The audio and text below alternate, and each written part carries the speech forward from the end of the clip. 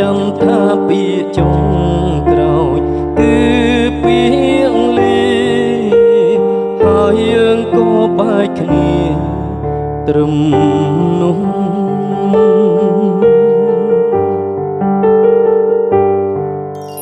ព្យាយាមខំបំភ្លេច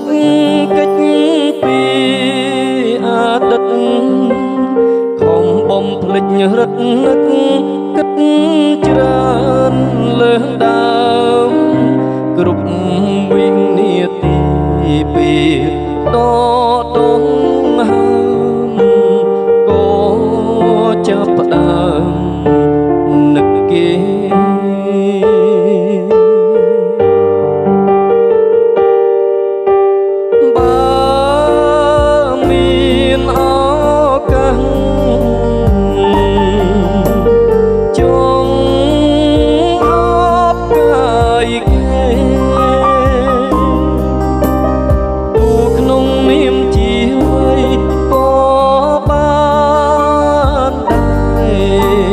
សុំ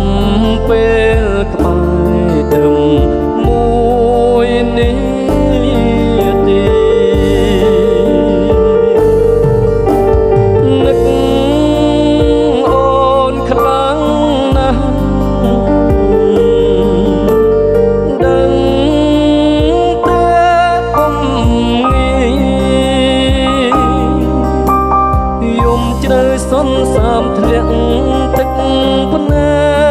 កសោកានឹកពុំងាធ្លាប់ថ្នាក់ថ្នមបី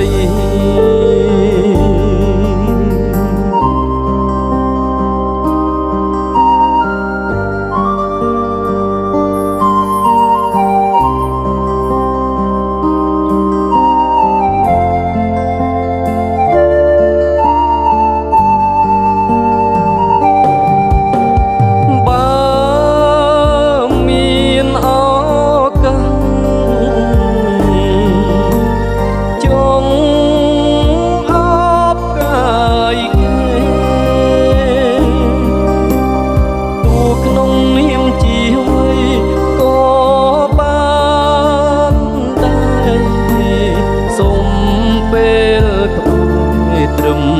មួយនេះទេនឹកអូនខ្លាំងណាស់